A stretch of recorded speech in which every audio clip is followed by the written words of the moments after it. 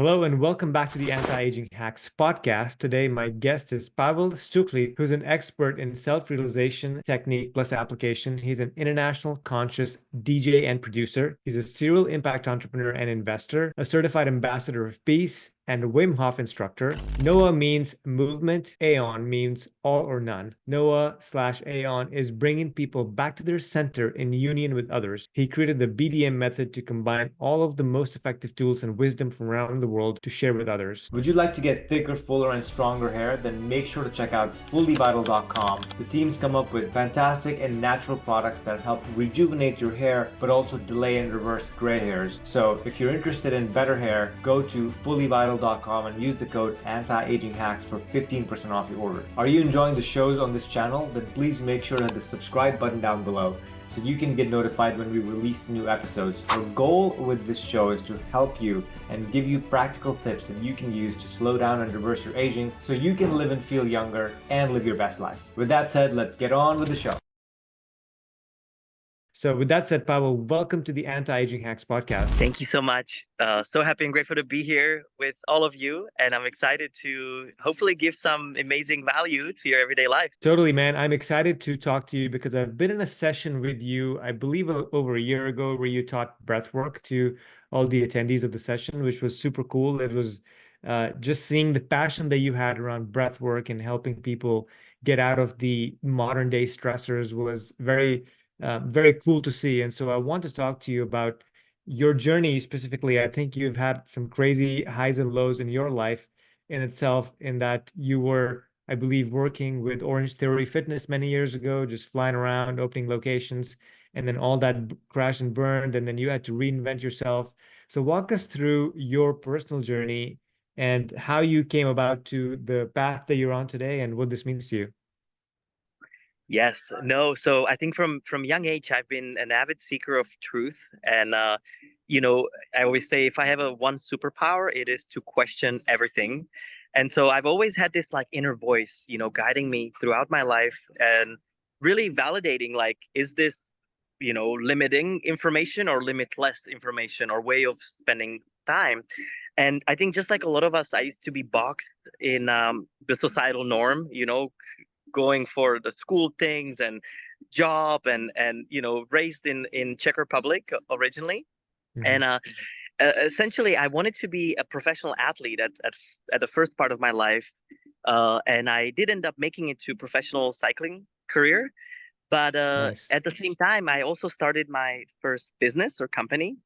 I was trading carbon bike frames between Alibaba and eBay, which this is way back when nobody believed in that, and it took a massive toll on my health. So I would be racing 20,000 miles a year on a bike, but I would also not be recovering, and instead I would be on a calls with the factory and the deliveries and kind of a one-man show at that time.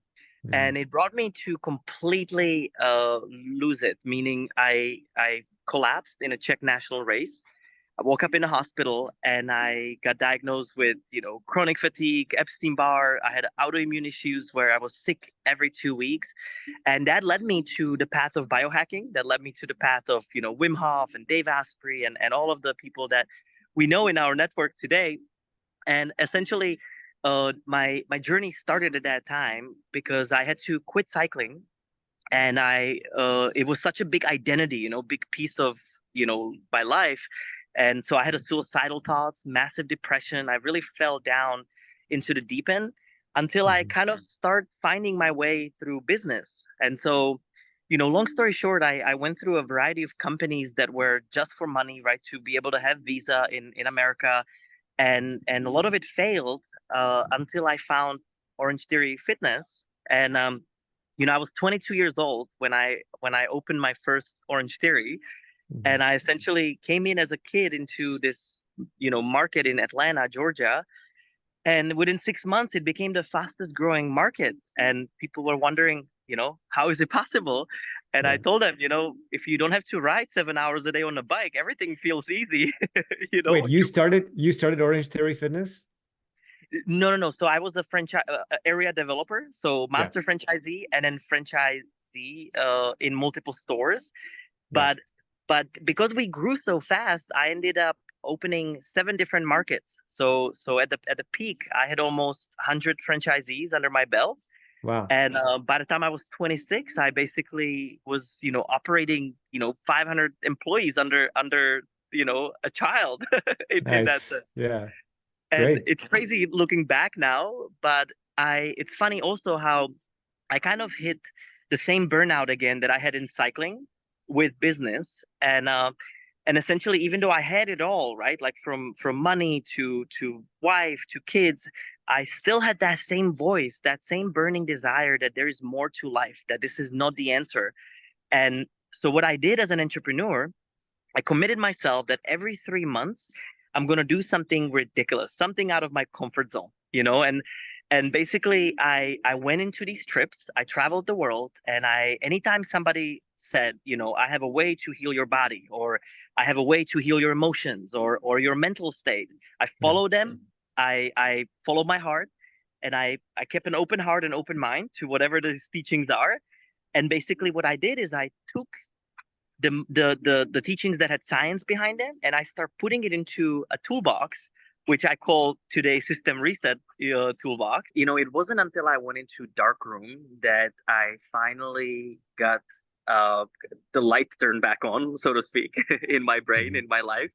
And so I went into this Thai retreat for 10 days with no food in the middle of Chiang Mai, and I walked in there, as burnout person. I just wanted to leave my cell phone behind, and I wanted peace.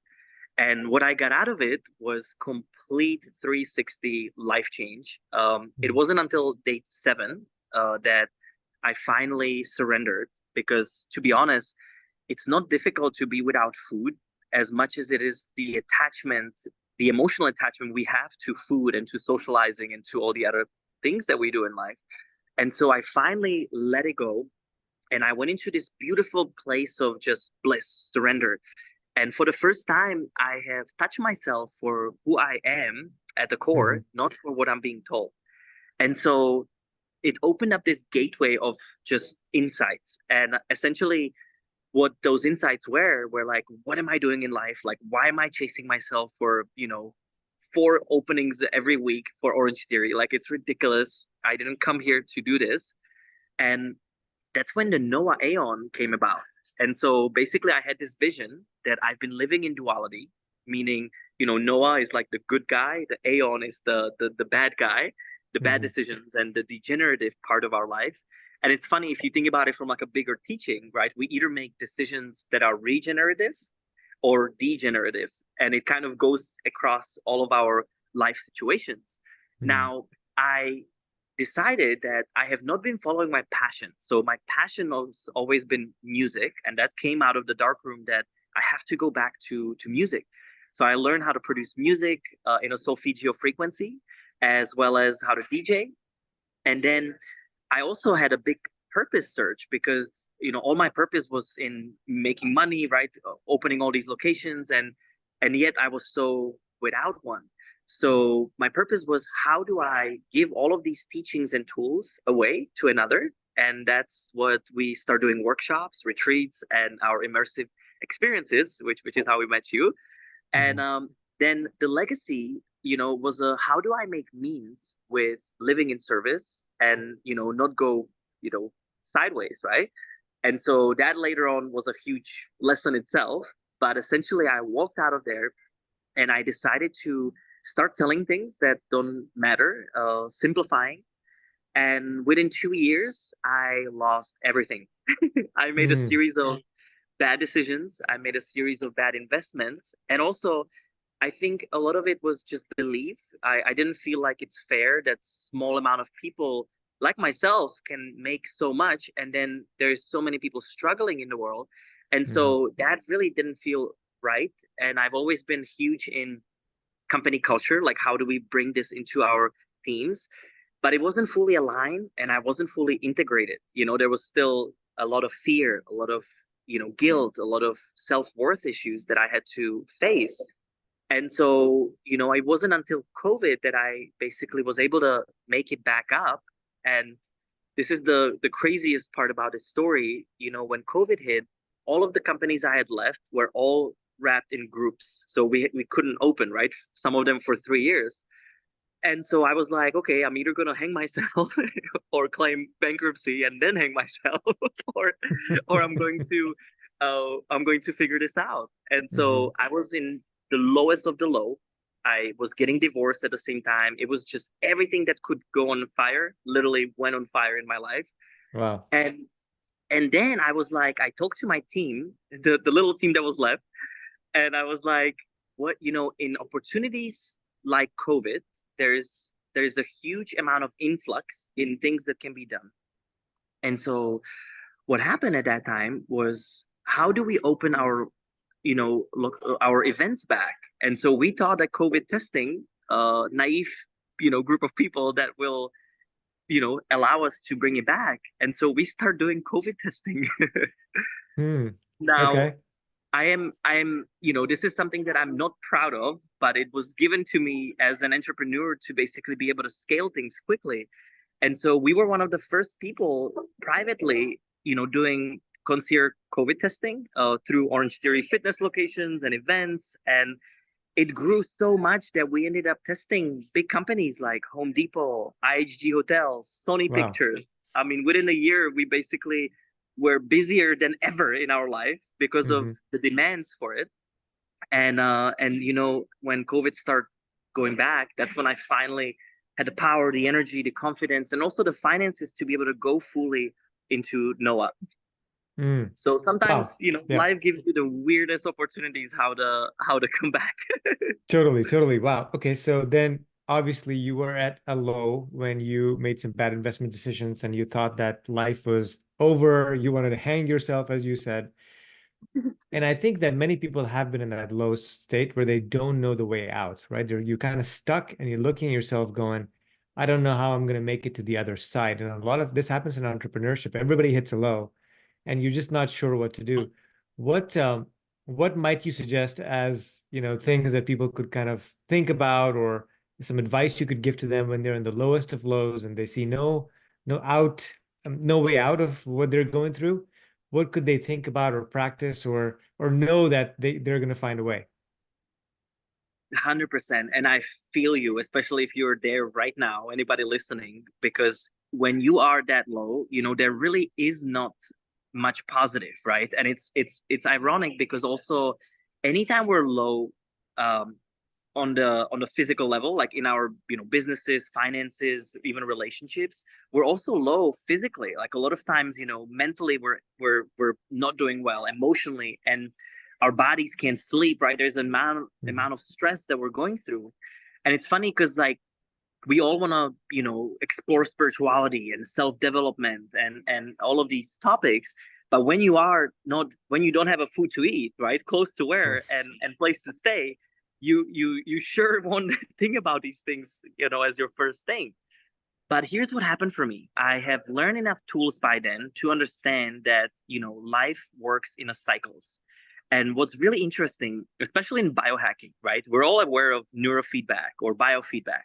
And what I've learned about life gives us the perfect feedback all the time based on the sequence of our thoughts, emotions, actions that we take. Now, what I've noticed is I used to run away from the pain and I used to run away from these issues, and that's what caused more issues. And it's a simple, saying, when you focus on the things that are hard first, your life becomes easy. And so what I did at that time, I literally just followed all the hardships. First of all, it allowed me to flip the focus and make it more almost like a game, make it almost like a stage race on a bike that I used to race. I was like, okay, I can either go sideways and continue going, this down rabbit hole that doesn't serve anybody, or I can stay above the clouds, so to speak. And so I literally wrote down all of my dreams. I wrote down all of my visions because we stopped dreaming in our life. We think that things will just appear magically in front of us, but we are creating every step of the way, but we forget the power that we have in that process. So what I did, I went back to my breath. Breath was always the guide, because when you lose the sight of your breath, you tense up in your body and you're stressed. You go into fight or flight. It's as simple as that. But when you keep the awareness of your breath, you relax your body, and you start making decisions out of proactive mind and neutrality, then you allow the space for other ideas and insights to come through. So I literally did the opposite of doing. I went backwards, wrote down all the things that I want from life, and then decided, okay, what do I need to do? The plan of action, just like any other business, right? How am I going to get there? What things I need to learn? What people I need to meet? And what, type of decisions I have to take to basically get there. So I stayed on this high vision. I stayed that my passion was music. I continued taking time every day for passion. I continued to be in touch with, lectures or any sorts of online stuff or community. So that way I felt like I'm still living my purpose. And I was really fixing the legacy part, right? Like, how do I turn this into making money so that way I can be supported? And so little by little, universe just start providing. Like I had a consultation opportunity here. I had another opportunity there. And all of a sudden, because I didn't let the fear and the paralyzation of the fear take over, I just continued little by little, healing these elements, this feedback of life. And I kind of quantified it into a very simple, model. I call it the me, we, be model. And it's the micro cycles or feedback we receive and macro feedback in every day of our life. And the micro is your me, the individual self, which is your physical health, mental health, emotional health, and spiritual health. And essentially what I did is I literally first, my body had depression, anxiety. So I start figuring out through personalized health, what is going on, right? So I looked into the physical temple first. Then I start writing down all of the negative thoughts I had because I thought so negatively about myself, about another. I kept on thinking, I can't, this is not good. I'm not good enough. I'm not worthy of, like, I was no different like any other mind. But what I said is like, this is not the thoughts that I came here to experience. So I wrote it down, scratched it, and I rewrote it just like a software, right? In our computers. Now, the emotional part, I kept on feeling so much guilt and worries and fear. So I start following that feeling and I start questioning that feeling. Why is it there?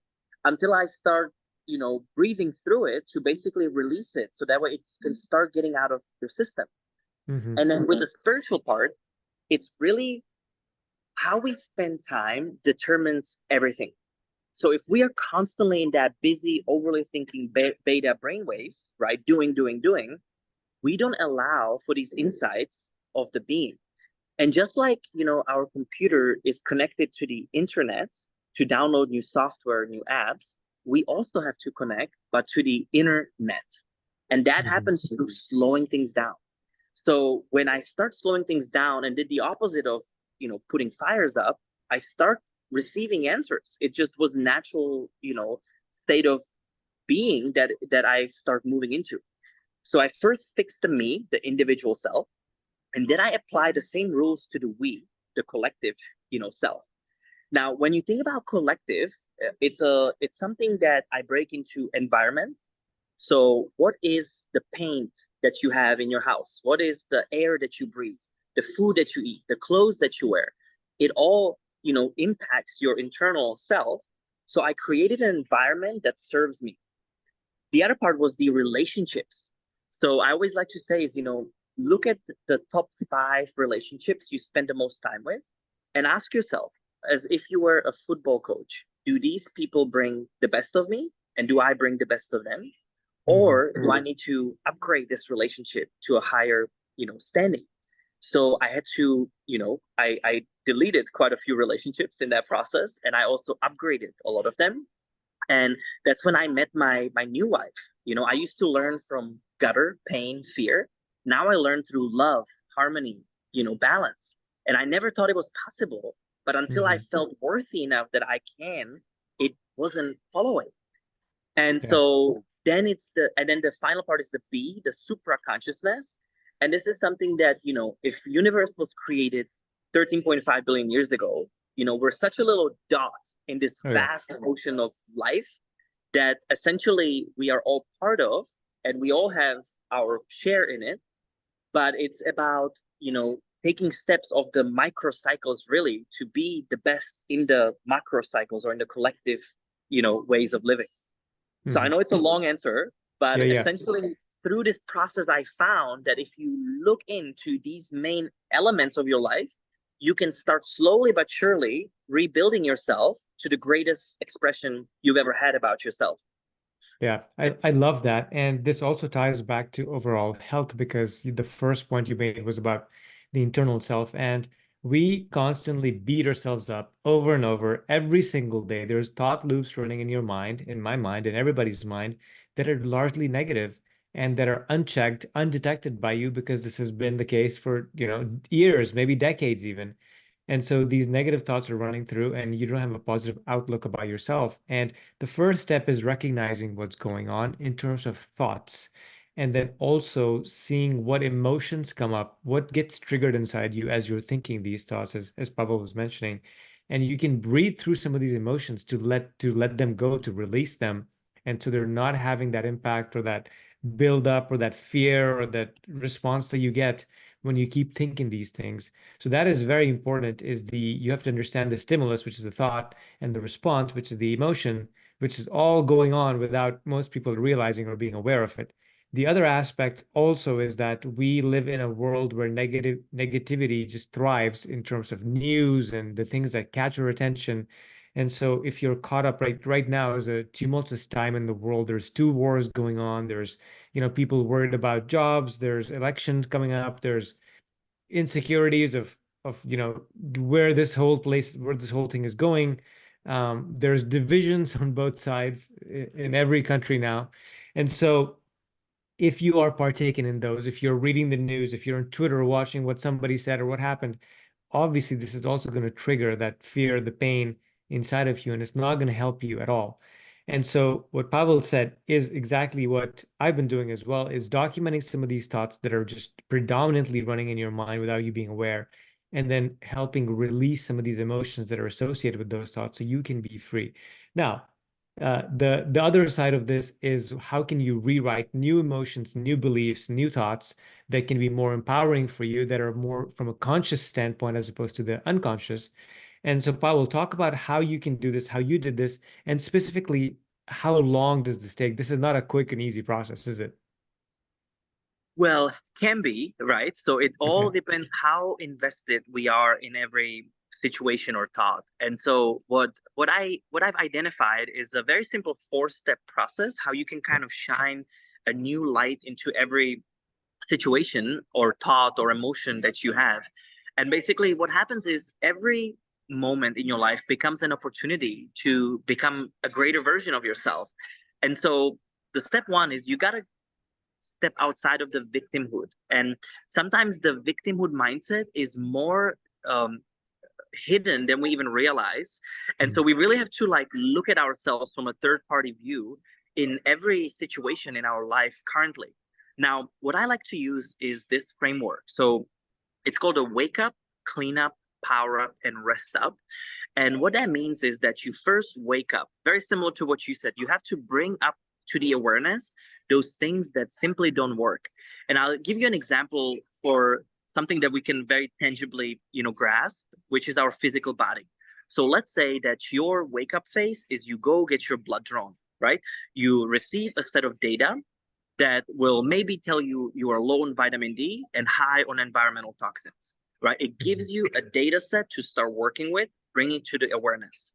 This could be also as simple as I like to rate myself in life, where 0 to 10, 10, you are the best, 0, you are struggling. And essentially, I would just put a number to my body, my mind, my emotion, all of the different elements that matters to you the most, and then just give yourself a fair number. Now, when you wake up, then the second phase is you got to clean up. And what I mean by this is you got to let go of those toxins. So if you know that you're heavy on environmental toxins, you got to start getting, you got to detox this out. If you know that you have a negative thought sequence, because 95% of all thoughts is just repetition and a clutter. Now, our mind can be the most powerful tool that we have or it could also be the biggest enemy that we have if we're using it. If we have an unleashed mind. And so I like to use mind, for example, as a billboard. When you're driving your road, you have a choice. You can either read what's on the billboard, or you just pass by and thank you, but no thank you, right? So that's the way I like to keep my mind in check. Now, if you vividly currently are experiencing, let's say, a jealousy or like some really negative emotion, sorrow, pain, or somebody that has died in your life, right? Those are all very, very strong emotions. Well, you got to work through a different variety of processes to clean it up. Now, in order for you to kind of step to the next place is when you open up a room and space where you let go of the old, then you got to replace it with something new. And this goes even for your neural pathways, right? We keep on creating new neurons of habits and activations in everyday life that can be positive or negative. Now, when you know that you are low on vitamin D, this is when you would supplement vitamin D. This is when you would bring a new thoughts. And it could be a form of repetition. It could be a form of writing, affirmation, whatever shape and form works for you. And we go into depth in our events with people. That's what we do, is we really dive into all of these elements. But you power up, which is a state of when you're going into offense. This is when you take the driver's vehicle and you go. Now, the fourth stage is rest up, and I also call that the process of unhooking, which kind of goes into my daily routine as well, because what I want you to see is that there is no end to our growth. If we ever think that we're mastered anything, there's a whole new sequence of stuff that will always come, and it's by design, right? Like we would be done, right? Why would we be here if there's nothing else to learn? So what's really important is to learn to dance in every situation as the curator, right, of your own dance, instead of you just getting lost in it. Now, what I do with the process of resting up or integration is once a day, the first hour of the day, I spend just fully by myself. I don't look at the cell phone, I don't look at any notification, and I go do my breath work, meditation, fitness exercise, whatever it is for you. It's the golden hour when you choose how you want your day to look like. Once a week, I spend full day off and I detox digitally, physically. I even spend the first half of the day just on my own, usually in nature or somewhere in silence with my notebook, because I have to allow, right, once a week to reset from all of the wants, all of the hooks that we hook ourselves to. Now, once a month, I take 4 days completely off, withdraw, unhooking from everyone and everything. And I use that as my monthly, how did I do in the past month? What do I want to create in the following month? And it's a great time to just completely reassess, right? Reevaluate, where am I going? And once a year, I spend 10 to 15 days off. For me, I spend 10 days in darkness every year. I've now done it 5 times. So 50 days in darkroom. Wow. In total. And essentially that's been my medicine, but this is not everybody's medicine, right? Everybody can find this in many different ways. Just make sure you're not part of the system for that moment. And when I say system, I'm talking about your emails, your Instagram, your social circles, because if you don't allow time just by yourself, just with your own thoughts, you're constantly living somebody else's life.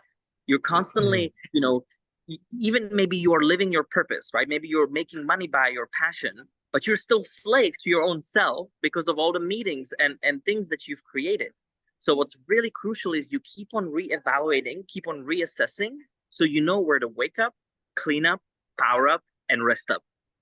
I love this. I love this so much. I think what I'm going to start incorporating is that it's so hard to get away from your phone. And I do this.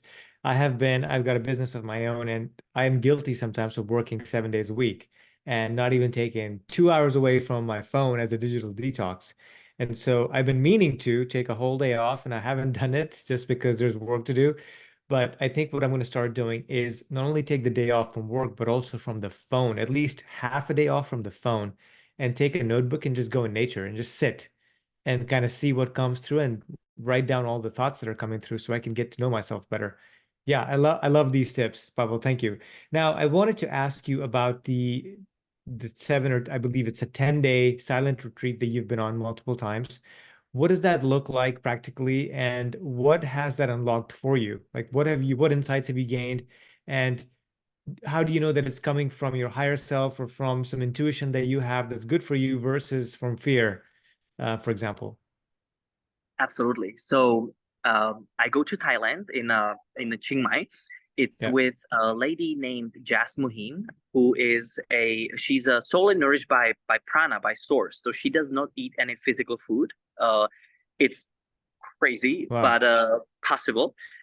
Hmm. She teaches you, it's a way of initiation into this lifestyle. So she teaches you basically how you spend your time is determines your frequency, your vibration, your everything in life follows with that.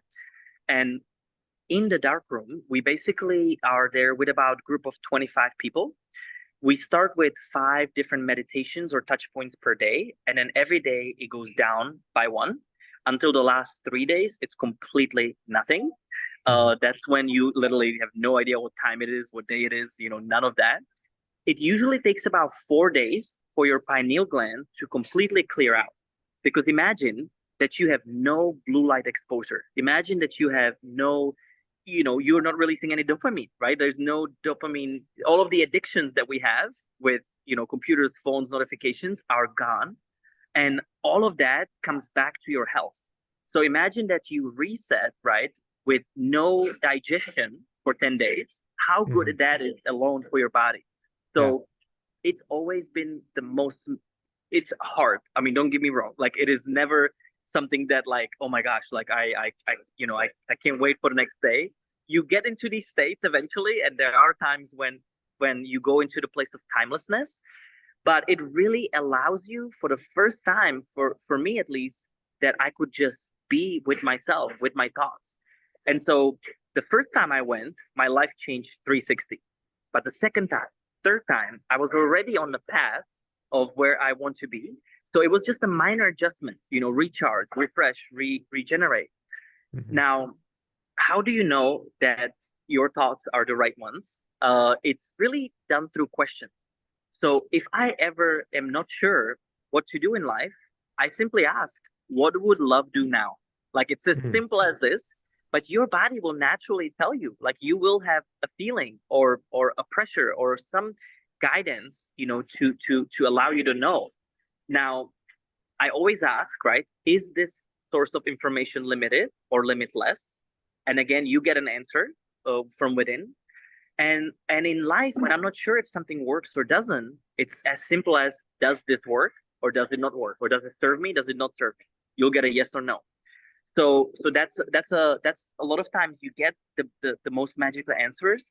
And it's also the intention. So I always set the intention that all the information that comes through me is of the highest good of the whole in a triple benefit. I set this strong intention, so that way I'm not a receiver to something that might not be, of my highest good.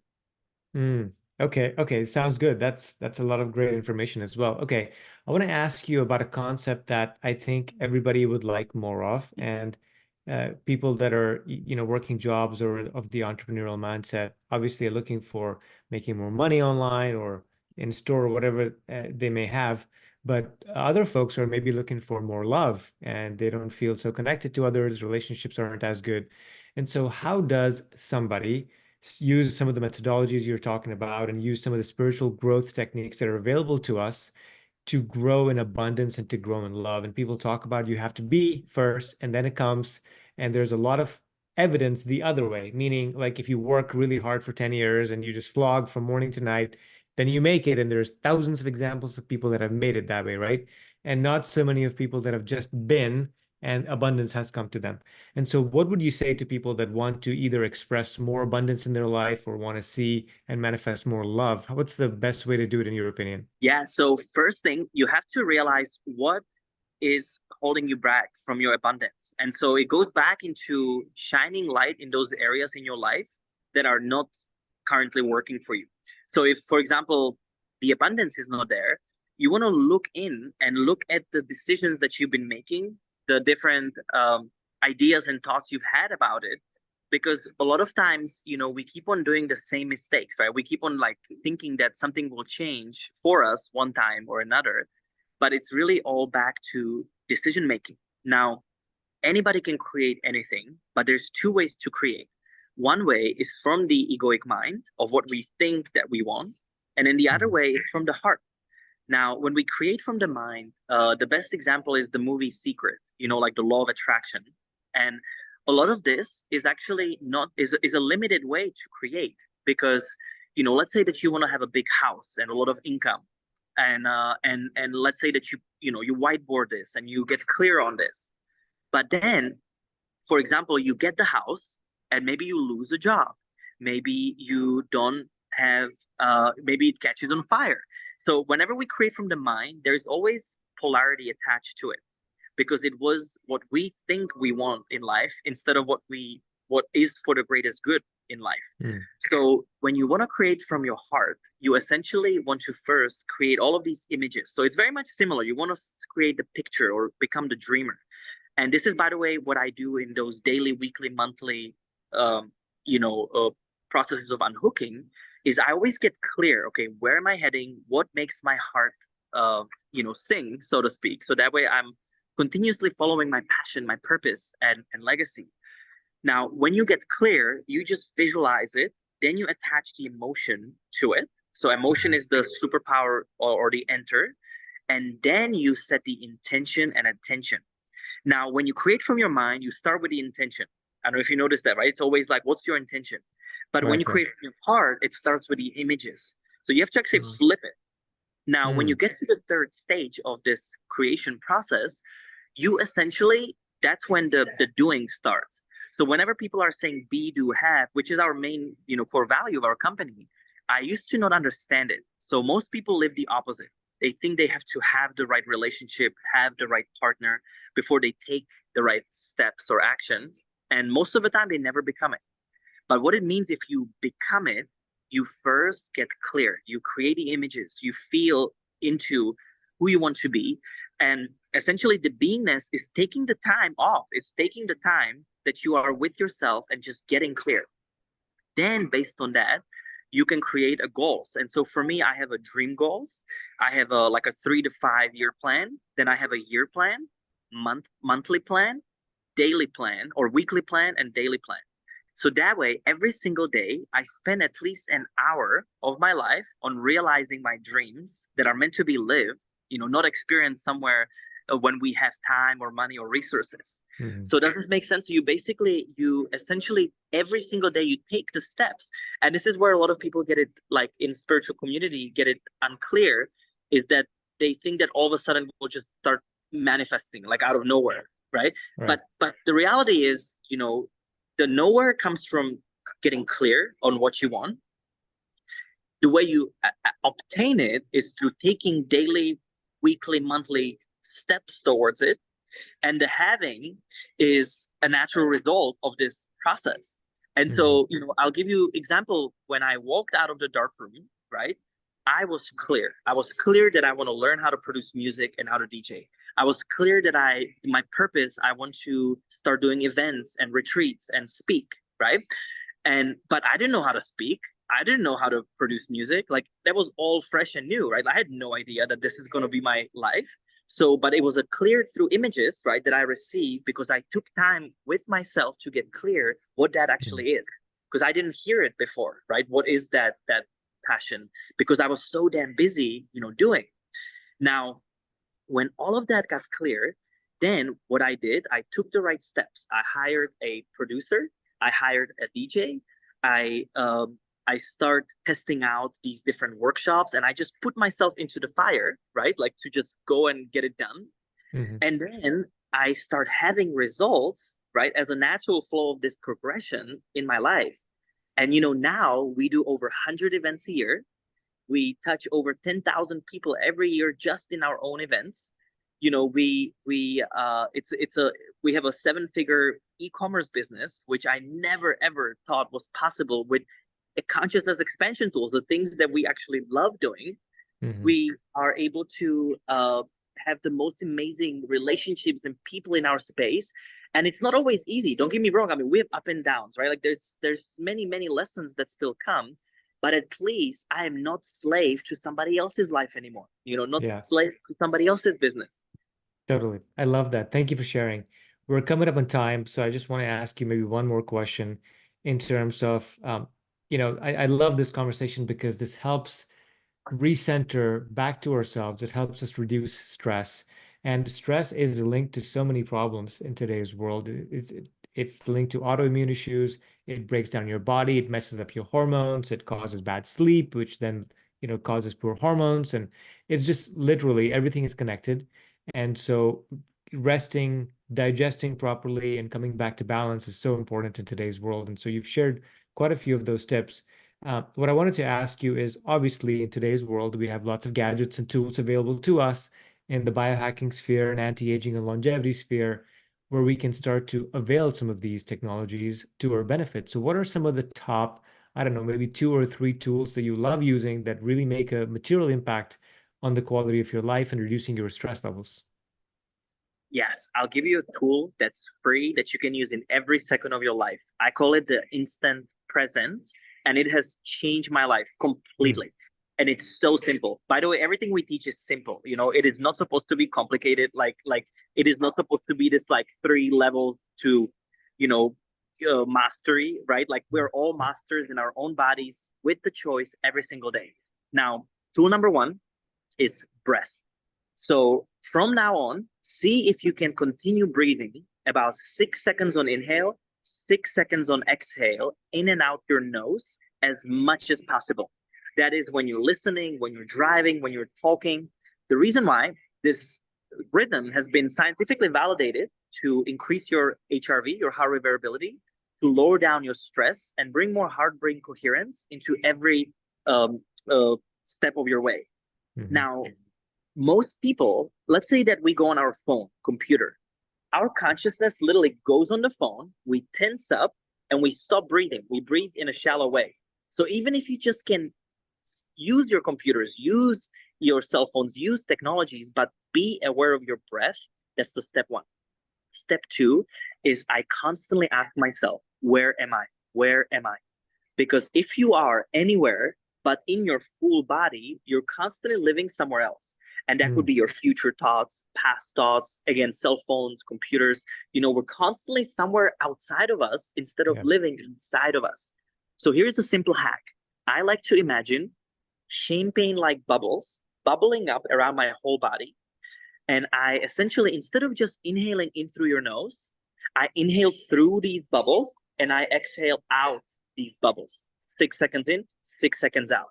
What happens is you extend the breath, you also relax your body, and you are aware of your whole being, not just living in your mind or somewhere outside of your mind. And the third tool of instant presence is, can you be aware of the stillness and silence underneath the noise, underneath the sound? So you could be in the middle of a music festival, right, where it's super loud, crowded, so many people, but still be aware of your breath, body's awareness, and stillness and silence underneath the noise. And so you can test it right now. It instantly brings you into presence. You're more aware. It brings you into coherence. And now you're not living out of this reactive place. You're living in this proactive choice or space of neutrality. So I call this the instant presence. It lives with me every day. Anytime I can remember, come back to it. It really, really enhances your life capabilities in general. And then I also like to use, especially in the morning, I use this thing called Visor, which is a light stimulation. It's very similar to like the Lucian light, or there's other, technologies out there that are in a group, but this one is a personalized. And what we do is we teach breathwork meditation for all of these different devices. So I actually combine that with breath, sound, and vibration with vibroacoustics. And so that's been really like an instant, I call it the VIP lane to presence, because in today's world, our mind is so distracted, and literally all the algorithms are made to distract our mind. So how do we preserve that? We gotta go with what we know that works. So that's something that we can, share. And what I would love to share too is we have a free on-demand library for your listeners, so that way they can actually experience these breathwork, meditation, sound healing um, frequencies from your home. Love And it. everything that we've talked about, you can find there, and right away through interactive learning, you have this for you available. Where can we go get that? So it's under noaaon.com, NOAAON. And then maybe we'll also send you a show in a show description, so that way you have an easy access. Totally. So they can go to noaaon.com and then just where do they find the free gift that you have for the folks? So it's under on-demand library, and then just you click through that, and then there's also courses. There's events. So if you ever want to see us, come experience any of our retreats. It's the same site, and you can also find Visor and other consciousness hacking tools that we support because we use them every day. So everything that we actually use daily, we have there. We don't just resell or sell. We never are in that type of business. Yeah, no, tell us more about where people can find you, how they can connect with you, meaning social apps, but also what courses you offer and how they can get all of those. Yeah, so our master course is called System Reset, and that's also on our website. It basically gives you everything from morning routine, sleep ritual. There's a dance as an alchemy from your home, guided experiences with our solfeggio frequencies. There is basically, it's like a mastery course. It's a really amazing for anyone that wants to start. The events we have on Eventbrite or also on our website. We are going to be in Austin and Dallas, I guess closer to you. We will be at the biohacking conference, Hack Your Health, as well as Kuya. We're doing our system reset there in May 29th or 8th. And that's just constantly, revolving. And social media is Noah Aon Official on all the main platforms. Okay, wonderful, Pavel. Thank you so much for coming to the Anti-Aging Hack Show and dropping so much knowledge. I think that the listeners will definitely benefit from all the tips you've given us, and there's so much more on your website and in the events that you do. So thank you for coming on. Thank you. Thank you so much.